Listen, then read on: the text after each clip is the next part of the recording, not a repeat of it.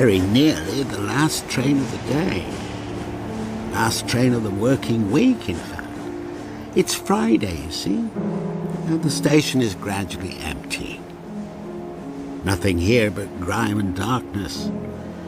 Shops go dark and offices empty, but then, of course, other lights are lit and other people come out. The railway tavern just outside the station. There's a man in a corner sitting at a round table, his head propped sideways on his hand, staring at his empty glass. But even this dawdler will leave in time, heading for the last train on the last but one train. And then...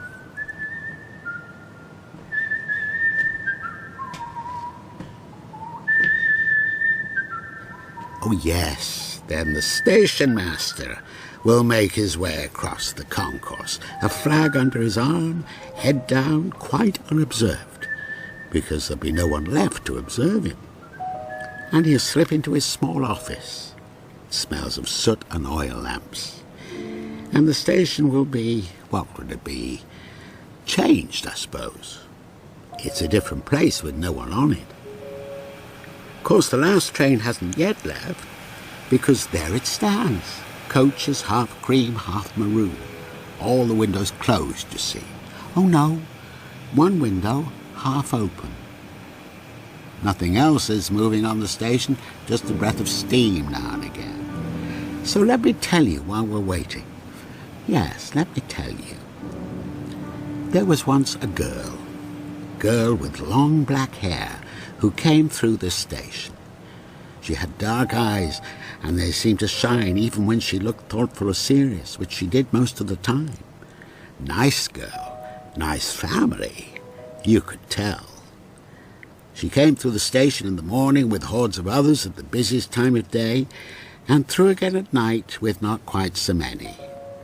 She was new to her job, you see, so she often stayed late trying to get the hang of things, poor girl. Perhaps this is what gave her such a serious look. Anyway, one particular evening, the caretaker was hovering to let her out onto the street. Good night, Mr. Gripper. It was dusk. A lamp had come on just outside the office door. The pool of light it shed changed the colour and the shape of things in the street. So she wasn't sure, not absolutely sure, which way to take for the station. Which was silly, really, because she knew the direction well enough. She passed a shop she thought she knew. At this hour of the day, of course, it was shuttered. It didn't look quite the same.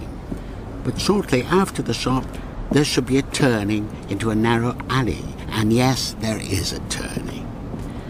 There are no lamps in the alley, so she can't tell whether doorways are side turnings or side turnings doorways. She thinks she might have missed the turning. Yes, she must have done, because when she does turn, the alley is even narrower, and it arcs back on itself somehow, and after several minutes she finds herself back on the street outside the office, or a building very like the office. So she sets off again, walking a little quicker this time. But the funny thing is... No, it can't be. She gets nowhere. She ends up on the same street, or a street that looks the same. Please! Can you help me? She's in a maze, it seems, and nothing she decides to do will allow her out. Poor girl, she's distraught by now. No, stop! Please stop! But there's no help. No one seems to know she's there. And every time she stops under a lamppost to check the time... Oh, no. It seems to have jumped ahead already. She knows when the last train leaves, and she's afraid she'll miss it.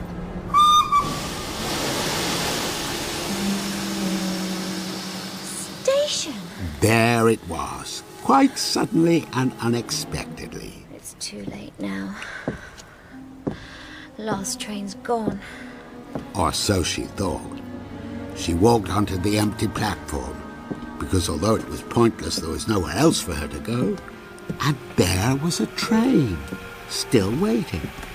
It stood there steaming, ready to leave. And it began to leave. Please wait! Wait for me! Please!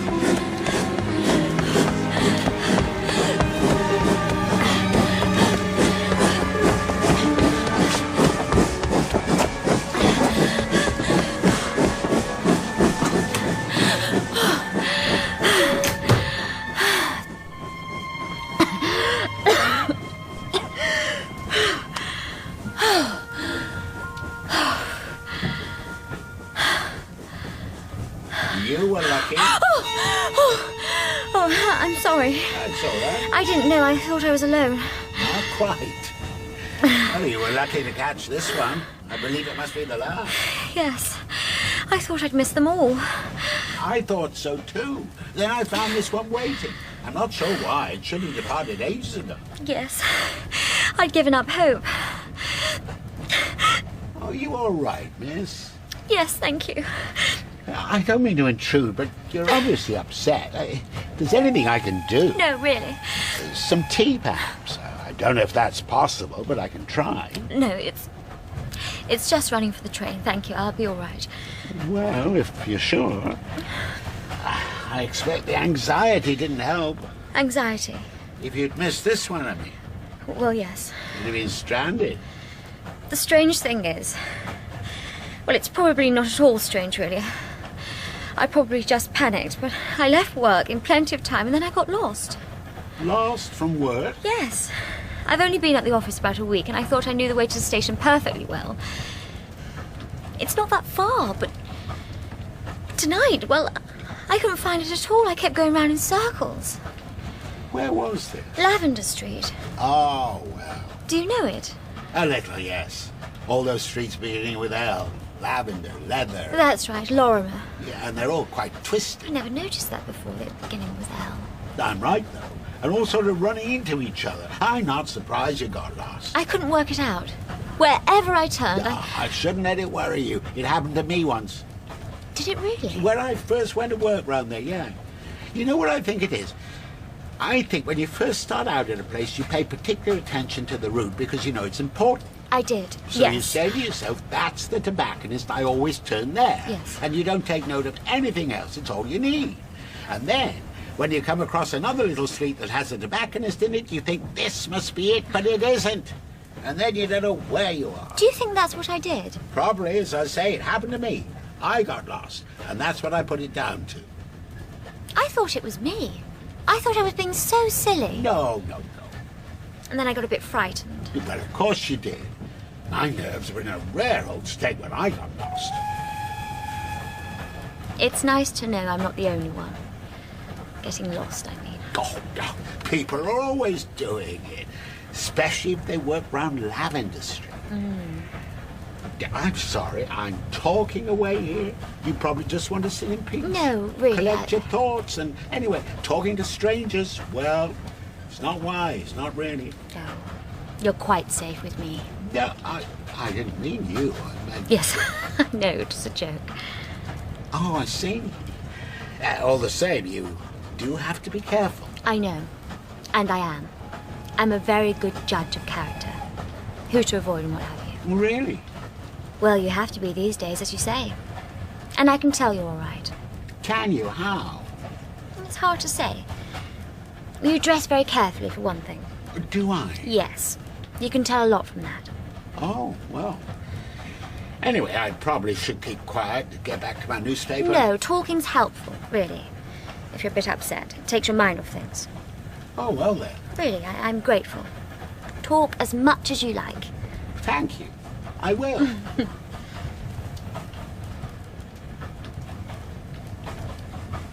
And now you can't think of anything to say. No, I'm afraid I can't. Although, Yes. no, perhaps not. What? What is it? Well, I was thinking of a story they tell sometimes. A story? Yes, one I first heard told on this train, or at any rate a train very like this. What's it about? Well, as a matter of fact, it's about a train journey. You know, a journey on this particular line. Which is why I was told it in the first place, I suppose. Who did tell you? Oh, a stranger. A man who happened to be in the same carriage as me. Quite respectable looking. His coat was very nicely cut, I remember. There you are, you see. So you absolutely must tell me. It might not be the kind of thing you want to hear. Why not? In the light of your experience, I mean, getting lost. I wouldn't want it to unsettle you. I'm not usually put off by stories.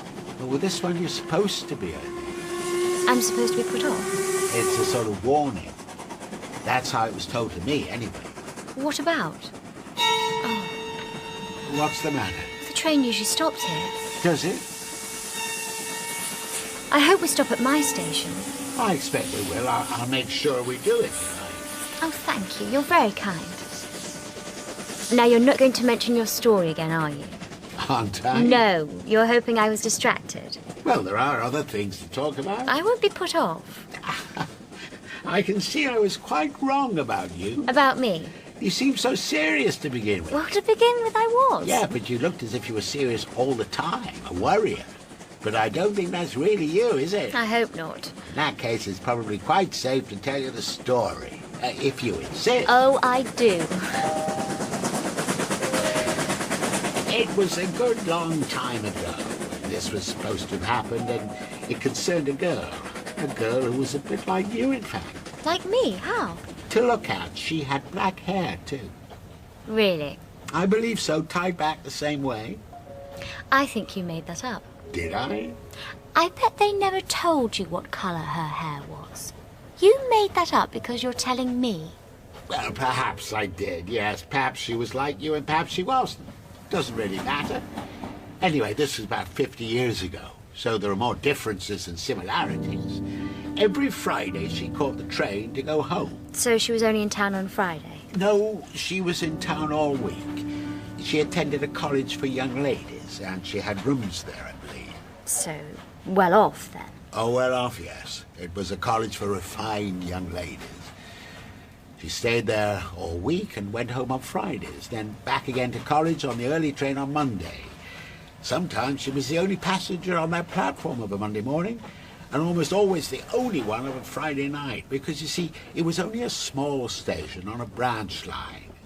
It did have rather nice station buildings, though. Old red brick with a steep slate roof. Station master's office, a waiting room with an open fire. It had a sign, a metal sign, for Bovril, and a wooden stand for milk churns. And now you're going to say it was my station. Am I? Where I get off. Why should I do that? Like you did with the girl's hair. Oh, I see. No, I'm not. We'll see.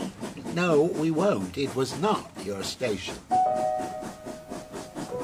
But you don't know what my station is. Do I not? I never said. No, I don't believe you did. Then, how... It wouldn't be your station, because this station, the station in the story, was closed down years ago. Oh, I It's see. derelict, as is the line. Trains don't go there anymore. Your station's a small station, is it? Yes, with all the old buildings and very quiet. Oh, so indeed, the same in many ways, but really not the same. Anyway, the girl travelled home on a Friday. She liked to walk up the hill which led from the station up the hill to the big house. She walked there because she lived there. She was the young lady of the house. She could easily have had a carriage sent out to meet her, but she preferred to walk. It was half a mile and very pleasant. A deep lane with high hedges, hawthorn twisted through with ivy and clematis. She walked under clouds of blossom in the spring, and in the autumn she watched the yellowhammers in the branches. Of all the birds, she liked the yellowhammers best. You sound as if you know her. Do I? The way she liked yellowhammers best. Well, when I first heard the story, I did feel that. Though, of course, that's the way it is sometimes with the imagination. What is? Well, you imagine things, and they seem so real, you almost believe they're true. You picture a face, someone peering at you through a gate, say, and it's not just any face. It's a real face, a face with a past, unlike any face you've ever seen before. Doesn't this happen to you? I don't know. I don't think it does, no. Are you sure? I always know if I've made something up or if it's real. Of course I do. And what about your way home tonight? You mean the train? I mean walking out of your office. You imagine you were going somewhere you were convinced to be. Well, yes. And you weren't. See what I mean? You have to be careful, or your imagination might actually change the world you take for granted. Shall I go on? Yes, please. Oh, good. So the girl would walk up the lane to the big house. Most days, but not all days. She wouldn't walk in the rain. When it rained, the house did send the carriage for her. It was agreed. She never had to send a message. On Fridays, when it rained, the carriage would be at the station waiting for her. A black carriage with wheels trimmed in red and a folding hood. How long ago was this? I told you, 50 years. I wouldn't mind someone waiting for me with a carriage sometimes. Oh, do they not? No, they don't. I have to walk, not down some country lane. I go past a factory and the Three Shepherds, and someone always calls out. You know how it is. I can imagine. Mind you, there were times the carriage wasn't there because the weather was uncertain or there'd be something going on at the house, and the girl had to wait at the station for about a quarter of an hour. She didn't mind that, though. She liked the little station just as she liked the walk. A bit lonely, though. Friday night in an empty station. Oh, it wasn't empty. I thought you said she was the only passenger on a Friday night. She was. Then who else? There was a station master. Oh, yes, of People course. do tend to forget the station master. They take him for granted. But the place has to be run, doesn't it? Yes. He was a young man, 19. And even though it was a tiny station, he did very well to be entrusted with the running of it at such a tender age. So she had someone to keep her company. You might think so, but it wasn't really like that, and this is the point. They never spoke. Why not? Why do you think? I don't know. Perhaps he was shy. Nothing to do with shyness, no. We're slowing down. Oh, yeah. I can't see why. It's too dark. We're approaching a crossing or another station. Yes. It's a station. We're stopping. Well, where are we? I'm not sure. I usually recognize all the stations. Not the last one. Oh, this probably. Well, there's nobody getting off. Nobody waiting either. What's the name of the station? I can't see. Oh, yes, it's something Thorpe. I can only see half the sign. Did you see anyone else get on the train? No, I don't think I did. Mind you, I was late arriving myself. I assumed there were others. Unless we're the only ones. I don't think that's likely. No. You were on this train before.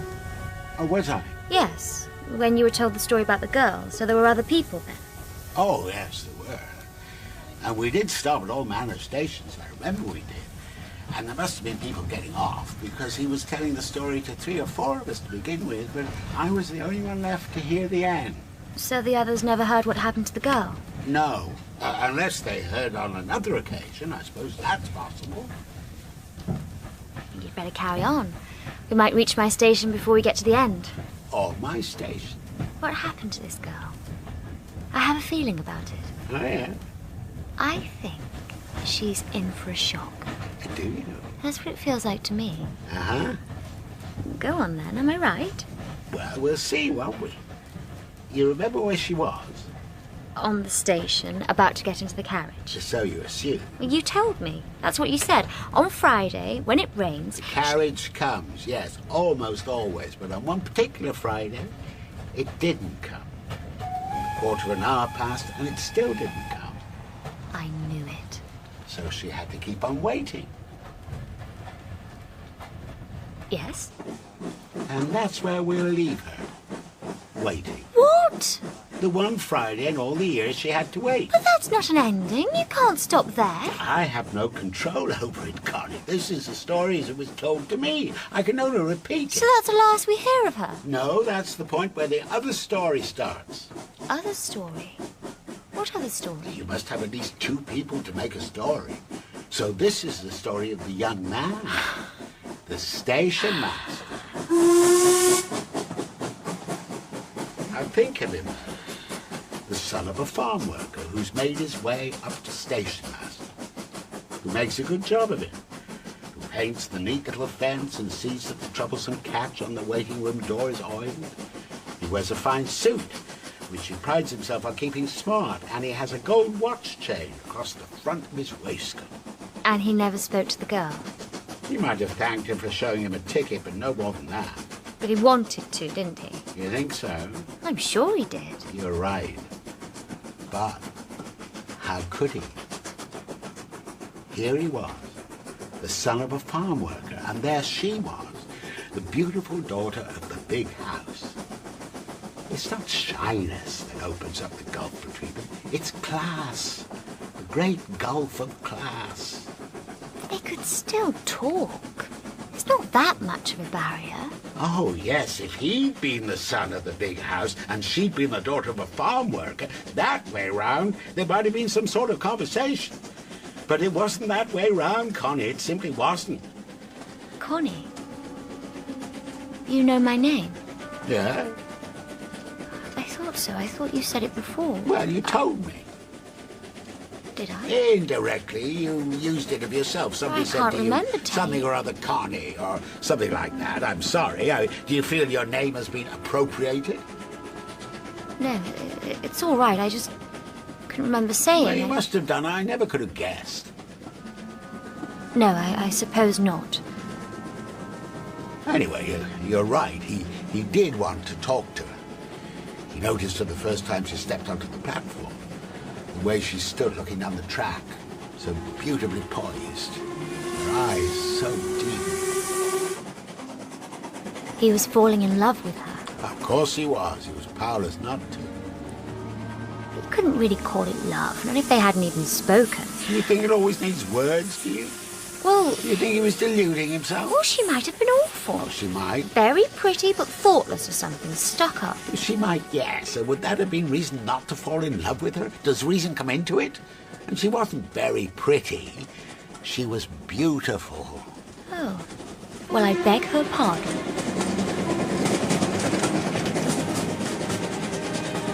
So he watched her over the months, stepping onto the train on a Monday morning, stepping off on a Friday night, walking dreamily up the lane to the house, waiting. And then, of course, came the night of the rain, and no carriage. Perhaps you'd like to shelter in the waiting room, miss. And she smiled and nodded. So she came in, and he prepared the waiting room. He brought in coal and lit the fire. He put a kettle on and set a jam jar on the table with some late-flowering veg in it. It was nearly October. The sky was dark and streaked. The first leaves were starting to fall. From time to time he glanced at her, sitting by the fire, her brown coat with the herringbone pattern, her small hands loosely clasped on her back, her dark, dark hair. And then he busied himself again, a smut on the window wipe, a drop more oil on the troublesome catch. While he was doing these things, he was as happy as he had ever been before. He didn't know it, but he was as happy as he ever would be. Ever? I think so, yeah. That's so sad. It was sad that he was happy. You're not making sense. Wish that was the happiest he was ever going to be. But didn't you hear me say he was very happy doing these things? And he was young. Perhaps you don't know this, but as you go on in life, happiness becomes more elusive. Well, that's something nice to look forward to. It's true.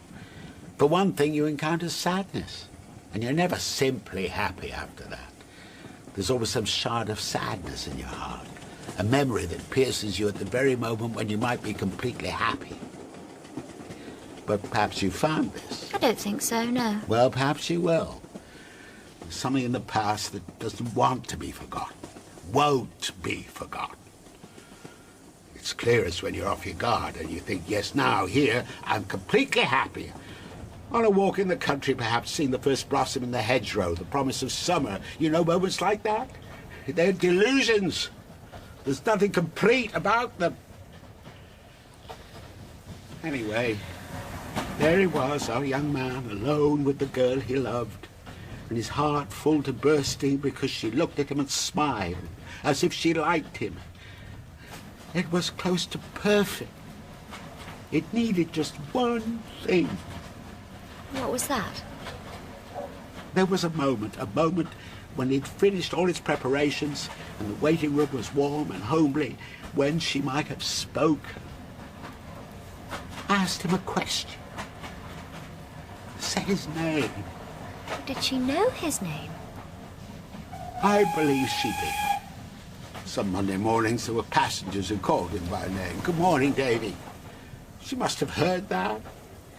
She certainly knew her name. But she didn't say anything, did she?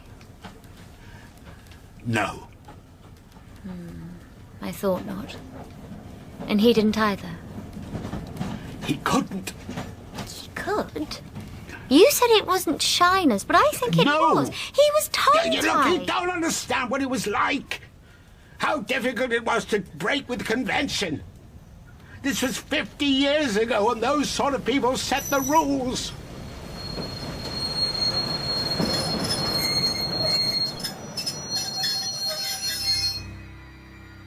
We've stopped again. Yes. I don't think it's a station, though. There's nothing to stop for. It's in the middle of nowhere. I'll take a look.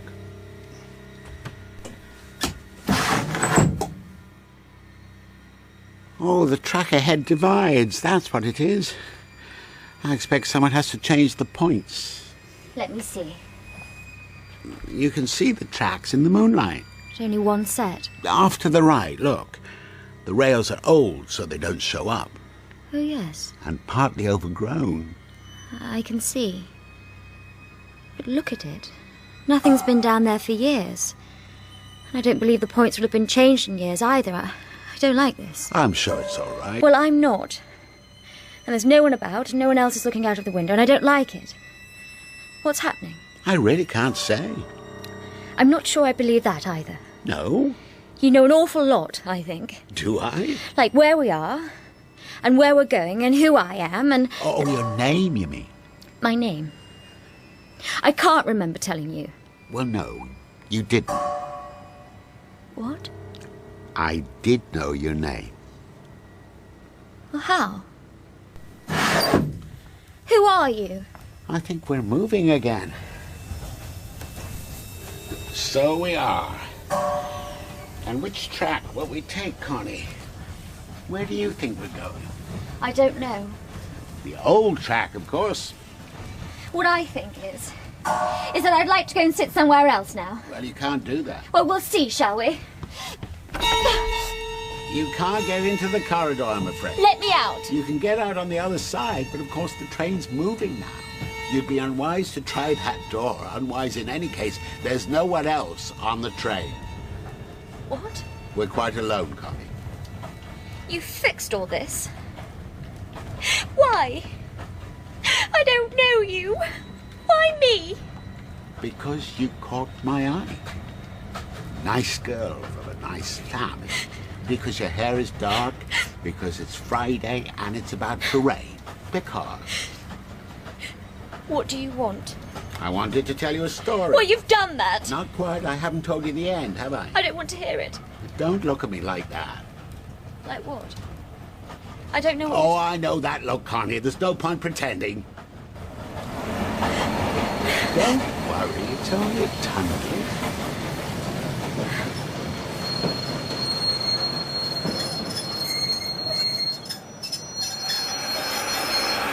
You could get out now that we've stopped. Do you want to do that? Do you want to get out, Connie? I don't know. No. Sit still and wait. That's by far the best thing to do. What's that? The lights. What's happening? You can see what's happening. They're flickering, weakening to darkness. Please, stop this. Shh, it's only darkness. You don't like it because it's so close. You really can't see a thing, can you? But you know where you are, and you know I'm here because you can hear my voice. And if I stop speaking, you can still smell the soot from the tunnel walls. Otherwise, you might be anywhere, I suppose, at any time. I'm not afraid of the dark. If you're doing this to frighten me... Oh, you are afraid, yes, but you're also being brave. You have spirit. That's very good. What do you mean? I don't know what you mean. There. Light again. And all is as it was. Now, let me tell you the end of the story. If you think I'm interested in that... Well, you should be. It's the only way we're going to get out of here. How? How can you say Listen. Listen. And you needn't be afraid. No harm will come to you. You'll see. Anyway, the young man did all he could to make the room pleasant for the girl. And there they were alone and aware of each other. She had never looked so beautiful. All it needed was a word from her. That was the moment when everything might have been different. She only had to say his name. Davy. Thank you, Davy. Tell me, Davy, what's in your heart? But she said nothing. The next thing he heard was the crunch of the carriage wheels on the wet stones outside. She heard it too.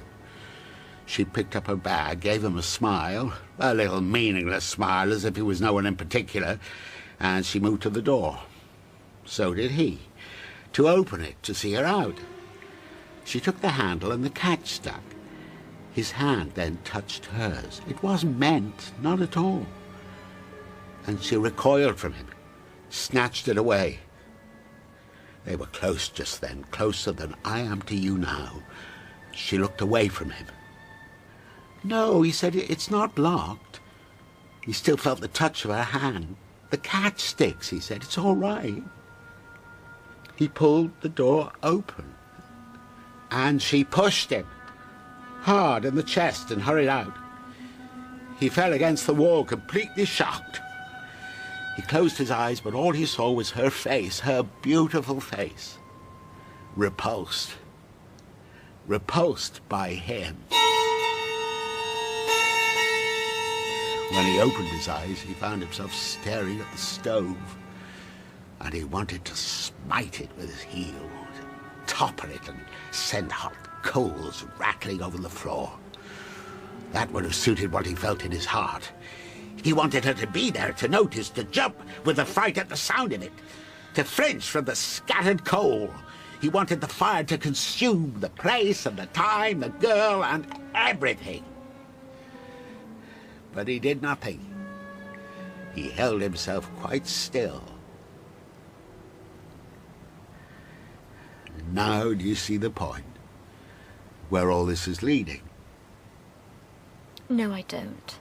She might have saved him. Saved him? Saved him from what? A number of things. A week later, he lost his job as station master.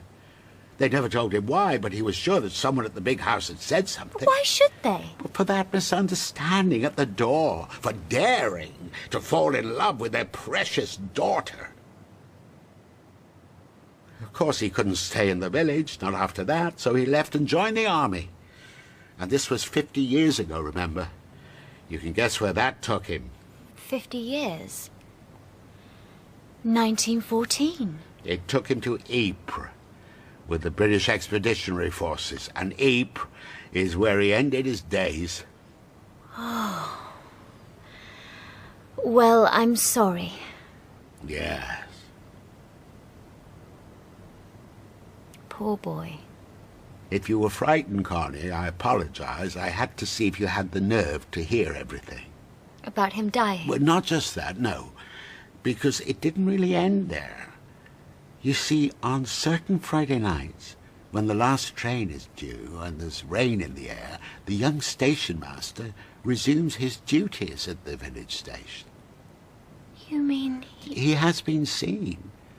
People have seen him. He waits for the last train from town for a girl to arrive and step down. Even when the line was closed, he could be seen on certain Fridays, no more than a dark shape against the dark of the trees, his face in shadow, the gold chain at his waistcoat, quite still, standing on the platform, waiting. And he's waiting to hear her speak? Waiting to hear her speak, yes. To say something friendly. I tested your nerve, Connie. I'm sorry for that. I didn't want to do it, but you can see now why I did. You knew the boy? He was my brother. I believe he waits in torment, Connie, unloved and unrecognized. And a single word from the right person, the sound of his name, will bring that torment to an end, will mend his broken heart. Then he'll be able to rest. And that's why I'm here. We're clear of the tunnel now, and it's raining. There's moonlight when the cloud breaks. What can you see? We're coming into a station. A living station? No. The platform's cracked and grown through with grass.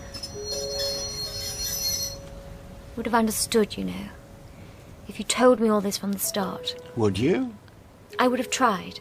You know what I'm going to ask you to do. I think so. If you do it, it must be because you want to do it. No other reason. If you'd rather stay on the train. I only have to say his name. Yeah. Davy. Yeah.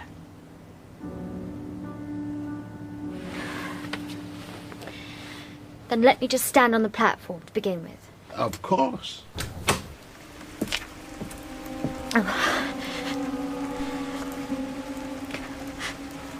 It's cold.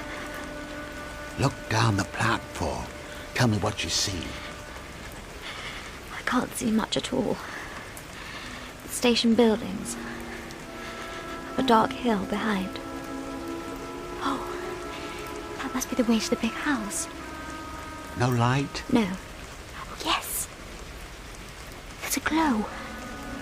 A little yellow light at one of the windows. The waiting room. Do you see anyone there? I don't think so. There are branches overhanging the platform, and they're moving as if... And something round and pale in the moonlight. Is it? What? What is it? It turned towards me. It's his face. You sure? Yes, I can see him now. He's standing quite still with one arm raised. He's pointing. Pointing? To the waiting room, the glow. What would you do? Go towards him. Connie, are you sure? Yes. Oh, poor boy. I will. I'll go towards him. So the girl walks slowly down the platform. What courage she has. To walk into the dark like that towards a young man who died 50 years ago. Or towards a shape she tells herself is that young man whose heart was broken, who died at Ypres. So she's been told. How courageous and how foolish to believe everything she's been told. The young man had no brother, and he didn't die. He couldn't stay in the village, so he moved to the town. He lost his job with the railway, who had no interest in his broken heart. He never forgot the girl, her brown coat with the herringbone pattern, her smile, her dark, dark hair. How could he? He let 6 months pass before he took the train back to the village. She wasn't there. Time and circumstance weren't favourable, so he returned to town, sat on his bed in the narrow room above the tobacconist. Wait, he told himself. The proper time will come. Years went by, and still he didn't see her. Years. Then one night, there was a girl. Not quite the same, but she had something about her, something. And there she stood on the same platform waiting.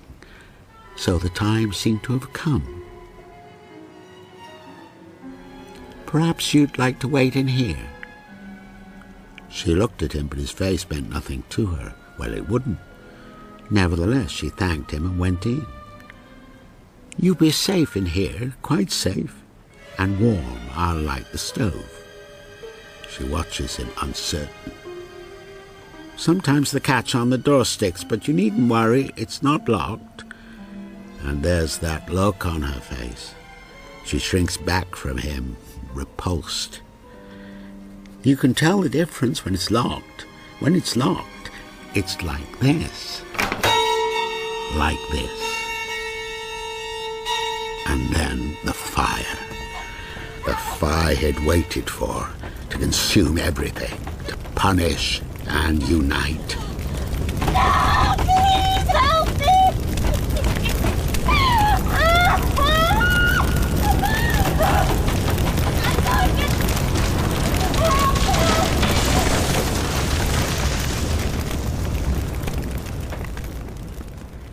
Except that after the consummation, the man sometimes returns.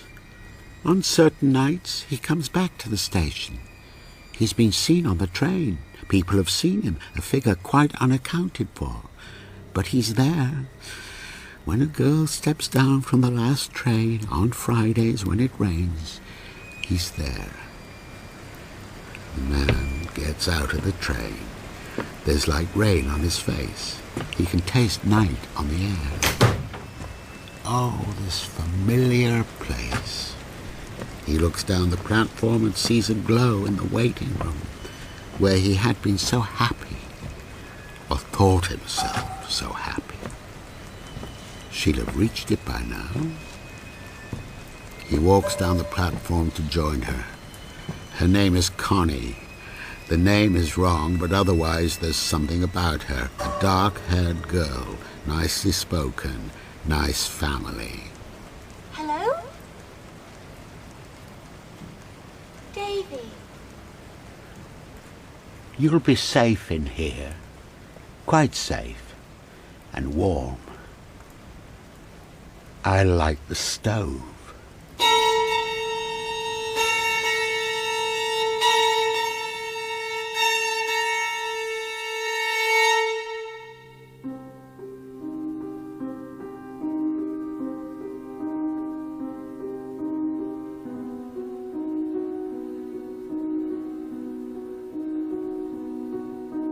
In Fridays When It Rains by Nick Warburton, Dove was played by Clive Swift and Connie by Lyndsey Marshall. The director was Claire Grove.